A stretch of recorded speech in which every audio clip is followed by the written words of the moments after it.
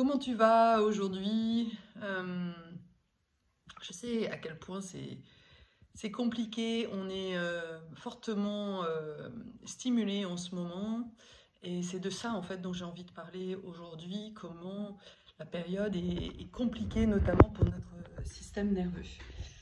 Euh, alors on est dans une période je dirais vraiment de transformation, de changement de paradigme, avec un système qui est en train de se contracter et à la fois de s'écrouler. Il y a la guerre, il y a eu le coronavirus, il y a les vraies problématiques climatiques. Euh, donc on est vraiment dans un environnement où on se sent en tant qu'humain insécure. Et c'est de ça dont j'ai envie de parler parce que quand on est hypersensible, THPI, il y a quelque chose dans notre corps qui est en résonance avec ce qui vibre en fait, ce que la nature, ce que l'univers vibre, et on le ressent au plus profond de nous en fait. C'est au-delà de la perception, c'est neurobiologique. Et ça, c'est vraiment hyper important à comprendre pourquoi toi, tu le ressens aussi fort alors que tes camarades, tes collègues de bureau arrivent à faire sans. C'est lié justement à ce que Dabrowski a évoqué dans l'hyper-excitabilité. Mais Dabrowski parle d'hyperexcitabilité sensorielle, par exemple, de l'imagination aussi, physique. Mais là, il faut bien comprendre qu'il y a une dimension qui va au-delà du sens, qui est la biologie, qui est liée à vraiment ton système nerveux interne. Et là, c'est pour ça qu'au niveau émotionnel, tu n'as pas le contrôle. Parce que c'est quand on touche en fait cet aspect-là, eh bien, c'est le cerveau reptilien en fait qui est vraiment à l'œuvre, qui est activé. Et le cerveau reptilien, il est encore plus sur la défensive que le cerveau d'un mammifère. Il suffit de regarder un crocodile réagir, c'est vraiment hyper vigilant, c'est hyper rapide. Et le fait d'être dans un environnement, de baigner en fait comme ça dans un environnement qui met la pression, qui nous met encore une fois dans l'insécurité, si en plus autour de toi tu ne trouves pas des amis, des environnements qui soient sécurisants pour toi, alors ça veut dire que ton cerveau reptilien est tout le temps activé. Et ça, c'est vraiment insupportable. Il faut bien comprendre aussi que c'est lié souvent à des chocs, des stress post-traumatiques. Alors, quand on parle de trauma, euh, j'accompagne très souvent beaucoup de personnes qui sont issues de cultures qui ont connu la guerre, que ce soit des cultures juives ou des Algériens, même des Libanais ou des Cambodgiens ou voilà, des Vietnamiens. Toutes ces personnes-là sont issues de familles qui ont été très sollicitées au niveau du système nerveux. Et il faut bien comprendre que ça a une influence aussi sur ton système nerveux. C'est-à-dire que toi, tu es arrivé déjà avec une physiologie qui a été comme programmée pour être encore plus en hypervigilance. Et il faut bien comprendre que même si aujourd'hui, toi, tu es en France et donc a priori dans un environnement plutôt sécurisant, et bien malgré toi, et bien cette insécurité, elle va se répéter, elle va faire que tu vas te sentir en insécurité. Et ça va être, et ce qui est compliqué en plus, c'est que même si les personnes autour de toi t'offrent la sécurité, eh bien, il est probable, en fait, il est possible que toi, tu ne t'autorises même pas ça. Parce que tu as tellement, en fait, enregistré le fait que la vie est dure, que la vie est une jungle, en fait, que l'humanité est un risque, quelque part, que bah, c'est ça qui va se répéter de manière automatique. Et que l'enjeu va être du coup que tu apprennes, que tu réapprennes en fait les codes sociaux. Et, ça peut paraître vraiment dingue, mais simplement de prendre quelqu'un dans les bras, même si tu en rêves, eh bien, il est probable, et je t'invite vraiment à faire l'expérience, d'aller demander à une amie de te prendre dans les bras. Si tu es en fait dans cette situation dont je parle, d'hypervigilance et avec un système nerveux très réactif, eh bien, il est probable que quand quelqu'un t'ouvre ses bras vraiment avec beaucoup d'empathie, eh bien, ton corps, en fait, va faire comme un mouvement de recul. Moi, j'ai le souvenir, j'étais revenue en fait de Grèce, donc et c'était à peu près dans les années 2010, et je venais en fait de sympathiser avec, ça faisait quelques mois en fait que j'avais sympathisé avec une fille que j'avais rencontrée à l'UCPA, et c'était vraiment quelqu'un de super bienveillant, de super ouais, avec lequel j'avais vraiment de beaux partages, très en profondeur. Donc je me sentais vraiment en sécurité. Et je me souviens, la première fois où elle a ouvert la porte et elle m'a ouvert grand les bras, eh bien, c'est comme si j'étais là en me disant, mais oui, et je fais quoi là? Elle me demande quoi? Comme si serrer dans les bras était quelque part un risque de me faire enfermer, de me faire emprisonner. C'était très irrationnel. C'est vraiment très irrationnel. C'est le corps qui tout d'un coup fait un mouvement de recul. Donc ça, c'est vraiment lié à un système nerveux qui a été hyper sollicité. Alors, j'ai parlé du côté transgénérationnel qui peut donner des pistes, mais souvent, c'est pas que ça.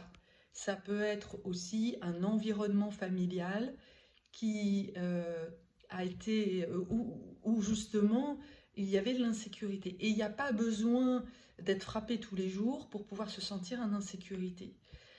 Ce que je vois souvent, enfin ce que j'entends souvent, les témoignages que j'entends souvent, c'est par exemple une personne qui a été témoin, eh bien, de violences physiques ou verbales entre un parent et un frère ou une sœur, par exemple.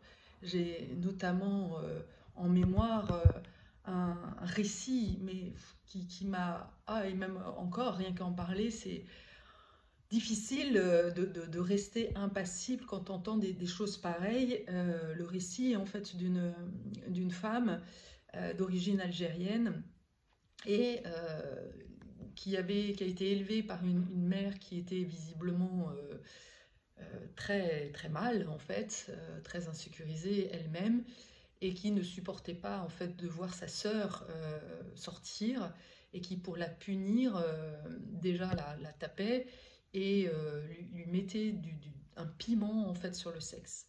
Donc elle avait en mémoire en fait le cri en fait de son frère, les hurlements en fait de sa sœur, pardon, de sa sœur quand elle rentre. Et donc il est évident que en voyant ça, eh bien tout de suite elle a fait profil bas. Quelque part, sa sœur a été celle qui a, a été le bouc émissaire, quelque part. Et voyant ça, eh bien forcément, elle, enfant, a décidé, en fait, a compris que si elle faisait comme sa sœur, elle serait en danger. Alors du coup, eh bien, elle est devenue bien sage, elle est devenue très introvertie. mais elle est devenue introvertie. Elle ne l'était pas par nature, et elle n'était pas insécurisée par nature, mais elle est devenue insécurisée parce que, voilà, de par l'expérience, ce qu'elle a vu l'a tellement traumatisée que, eh bien, elle a construit évidemment la croyance que bah, les humains, en fait, étaient ignobles. Alors comment on fait quand sa propre mère, qui est la première figure de sécurité, euh, nous maltraite? Et encore une fois, là je vais dans des extrêmes, mais il suffit de bien moins que ça en fait pour amener de l'insécurité. Une simple mère qui est indifférente quand on est à la recherche de sécurité et de réassurance, une mère qui t'envoie balader suffit pour créer en fait un sentiment d'insécurité. Un père qui est trop autoritaire, qui tout d'un coup passe d'un moment de calme à de l'agressivité, eh bien ça crée beaucoup d'insécurité parce que le père est la figure de sécurité. Alors la mère aussi, parce qu'elle est le premier lien de sécurité, c'est l'attachement à la mère, mais le père va permettre justement, est celui qui quelque part autorise l'enfant à aller vers l'extérieur. Donc tu comprends bien que selon en fait les modèles d'éducation, et encore une fois, il n'est pas question ici de reprocher à tes parents parce que tes parents ont fait ce qu'ils pouvaient avec les éléments qu'ils avaient. À l'époque, il n'y avait pas Internet, donc il y avait beaucoup moins de connaissances. Ils ont subi quelque part, ils n'ont fait que répéter souvent des modèles ancestraux. Et le problème, c'est que voilà, en faisant, ils ont répété ça, et en même temps, j'ai envie de dire que les enfants sont devenus de plus en plus sensibles.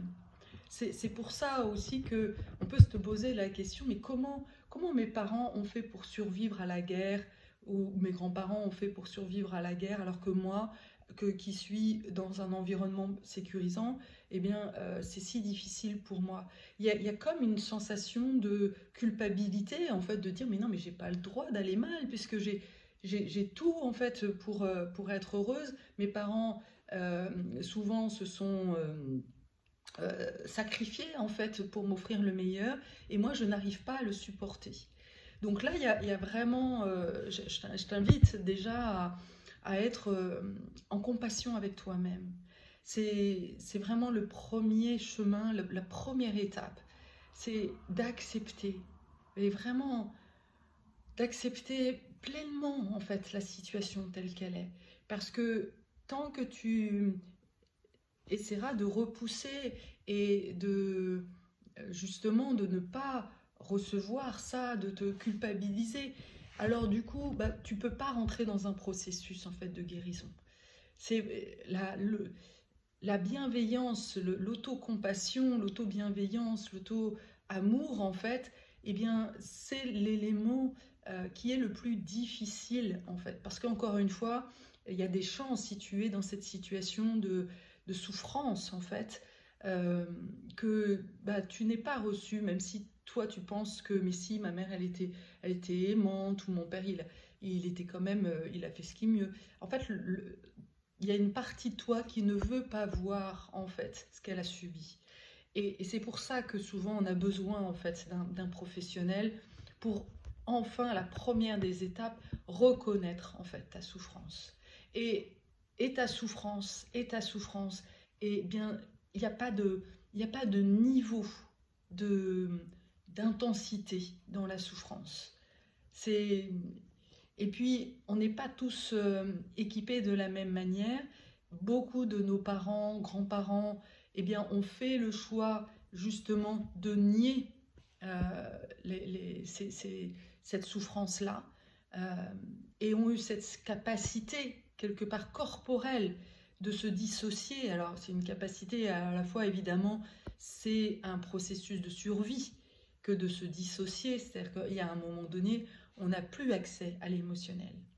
Et ça aussi, ça va avoir des grandes conséquences en fait sur ta façon de grandir. Parce que quand on est élevé par une mère, par exemple, qui a beau essayer de donner tout l'amour, mais qui n'a pas en fait d'expression en fait faciale, par exemple, qui ne fait pas de sourire, qui n'a pas le cœur ouvert. Tout ça, c'est une question de vibration, c'est encore du neurobiologique. Et l'enfant, eh bien, il ressent ça au plus profond de lui. Et donc, si tu as eu une mère, par exemple, qui était plus ou moins absente, parce que justement, eh bien, elle était dissociée, elle a tellement souffert que, eh bien, elle était un peu comme un fantôme, comme une espèce de survivante. Et souvent, bah, ces gens-là n'ont pas été accompagnés en fait dans leur souffrance. Et donc, s'ils n'ont pas été accompagnés, comment veux-tu qu'ils aient pu réparer en fait cette souffrance-là? Donc, ils ont fait avec. Mais il faut bien comprendre que, et ça c'est l'épigénétique en fait qui nous apprend ça, ce qui n'a pas été guéri dans une génération, eh bien, va être transmise en fait à la génération d'après.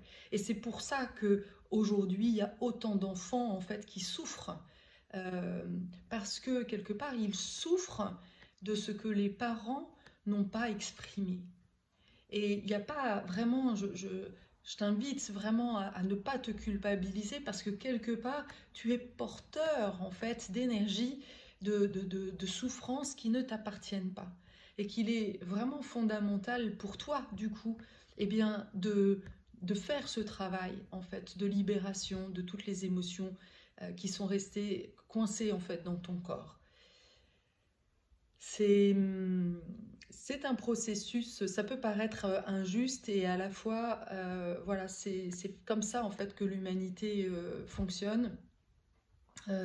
On se transmet en fait, eh bien à la fois les cadeaux et les valises.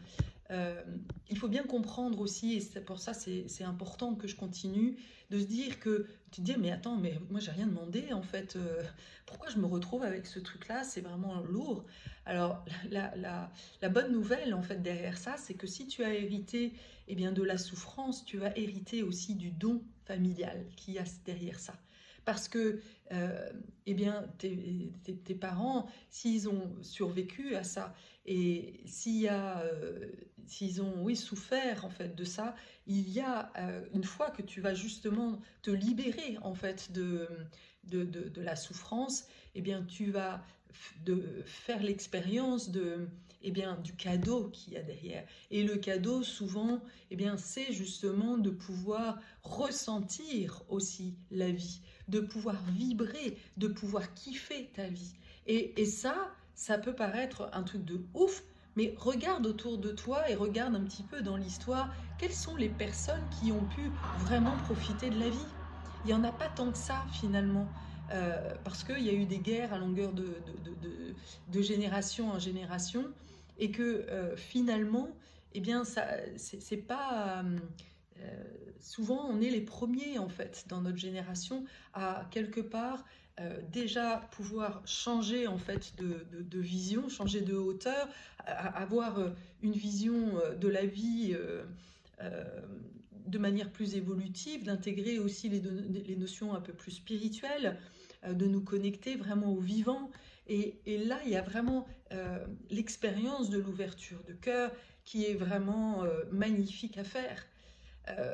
Moi, je me souviens quand j'avais 13 ans, dans l'adolescence, c'était une période mais vraiment très difficile. J'ai même des photos où waouh, c'était tellement, j'étais fermée, j'étais vraiment pas bien, en mal-être total.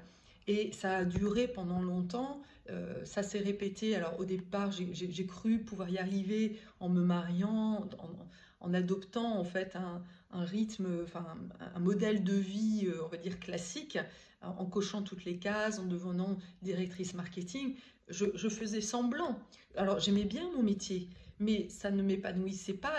L'environnement dans lequel j'étais ne m'épanouissait pas, sauf quand j'étais chez Bouygues Télécom, où là j'ai vraiment kiffé parce que j'étais avec une équipe que j'avais créée, avec des surdoués, et donc waouh, là, j'ai vraiment kiffé parce que c'était pas le boulot. Enfin, le boulot était d'abord intéressant, mais c'était vraiment c'est le côté relationnel en fait qui me nourrissait.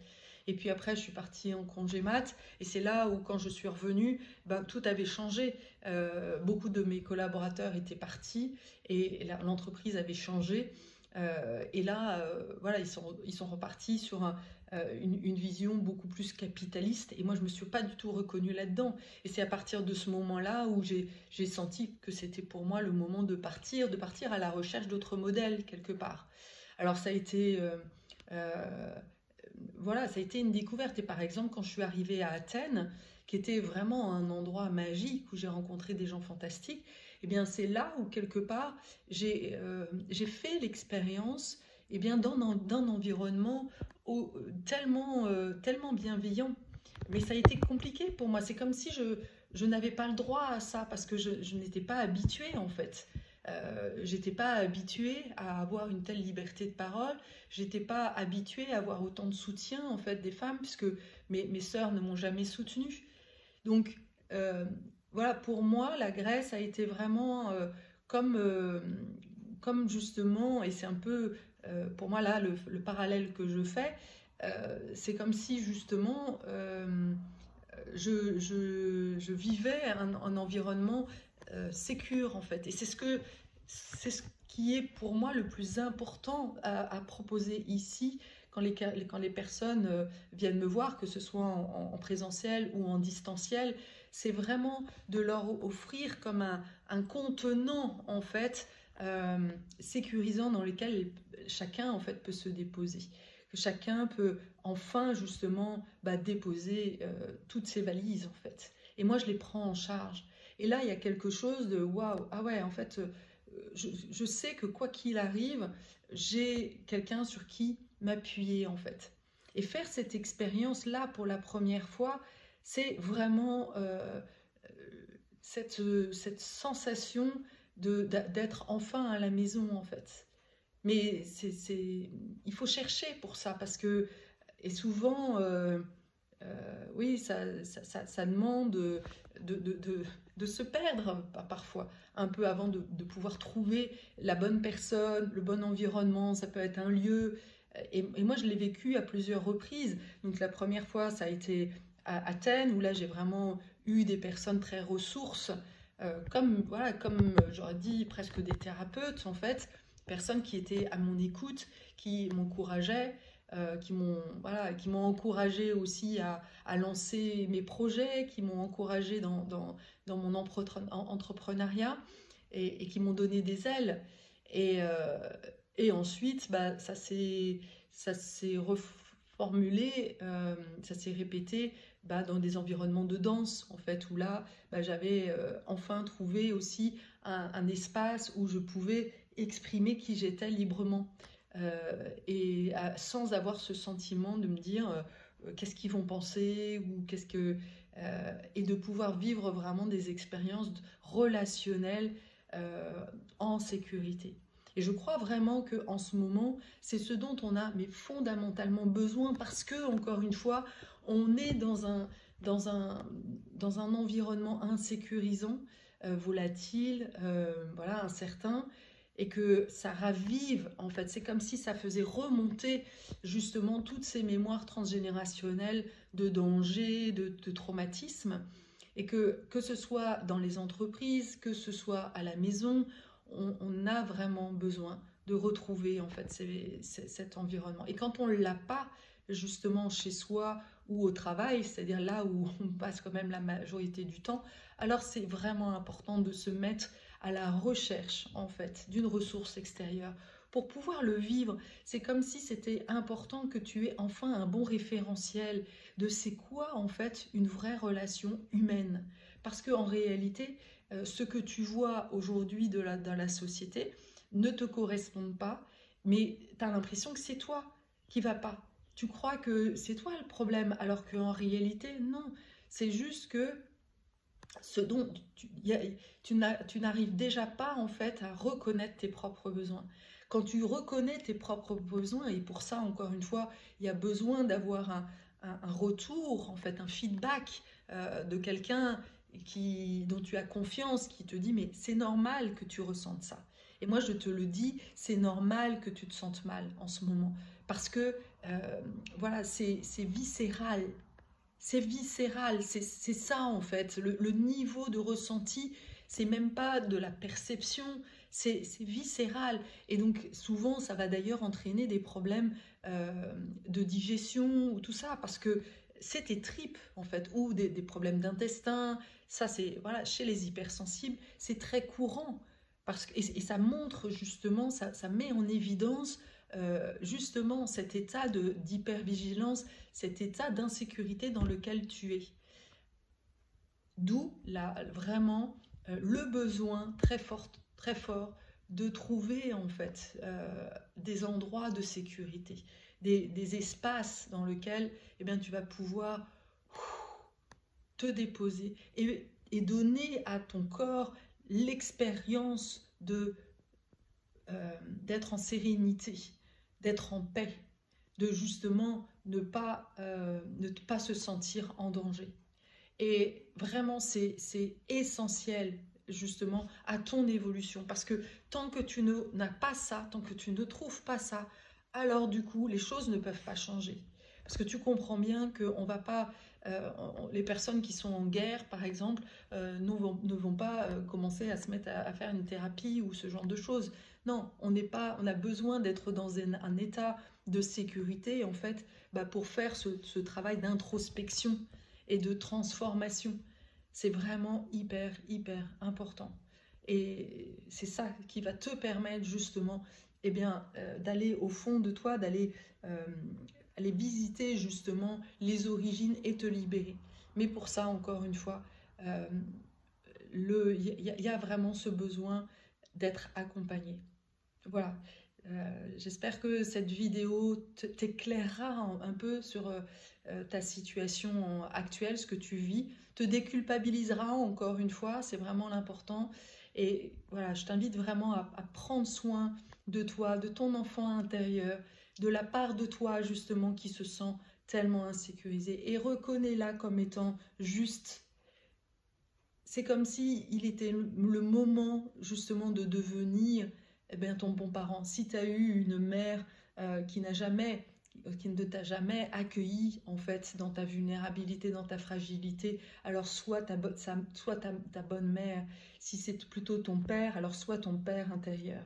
Apporte-toi cette sécurité. C'est vraiment le premier des pas, et si tu n'y arrives pas, alors fais-toi aider. C'est vraiment important, parce que sinon ça va pas aller en s'améliorant en fait, ça c'est sûr. C'est vraiment important de se prendre en charge, et aujourd'hui je pense que la priorité est vraiment de libérer l'humanité de toutes ces vibrations basses en fait. Et si tu en es porteur, alors je t'invite à déposer tout ça. Comme si voilà, on mettait ça à la poubelle, et que ça allait permettre justement à l'ensemble en fait de vibrer plus haut. Nous avons vraiment chacune une responsabilité pour faire que les choses changent. Tout ça, c'est vibratoire. Nous sommes dans la physique quantique. On l'oublie trop. Que tu imagines que si tu mets plusieurs personnes qui stressent dans une pièce, tu vois bien que c'est pas du tout la même énergie que si tu mets plusieurs personnes qui méditent ou qui sont zen. Tu le sens ça. Alors comment peux-tu penser que ça n'a pas d'impact sur nous tous en fait? Que plus il y ait de personnes qui sont en stress, qui s'inquiètent pour leur avenir, qui se posent des questions et même si c'est pas exprimé, on vibre ça en ce moment. Il y a vraiment de l'insécurité environnante, et toi tu le ressens encore plus que les autres. Voilà. Mais c'est une question de timing. Les autres, en fait, comme tu le dis souvent, parce que c'est ce que j'entends en fait ici, tu sens bien que les gens ressentent aussi ce malaise, mais peut-être qu'ils vont se réveiller plus tard, et que c'est justement parce que toi tu vas donner quelque part le départ, comme si tu vas montrer le chemin, et les autres vont te suivre ou pas. Et ça, on s'en fout en fait. Il y a un moment donné, oui, c'est chacun sa peau. C'est vraiment important. Mais ce que je peux voir, c'est que j'ai plusieurs personnes qui ont fait cette expérience-là, qui ont quitté leur job parce que ça ne correspondait pas. Et souvent, et ça a été mon cas aussi, souvent en fait, eh ben, on déclenche justement une série de départs. Donc quelque part, on permet à plusieurs personnes de se libérer quand on se libère soi-même. C'est pas, c'est pas super ça. C'est pas super encourageant de se dire que quelque part, juste en prenant soin de soi, eh bien, on aide en fait l'humanité à prendre un peu plus soin d'eux.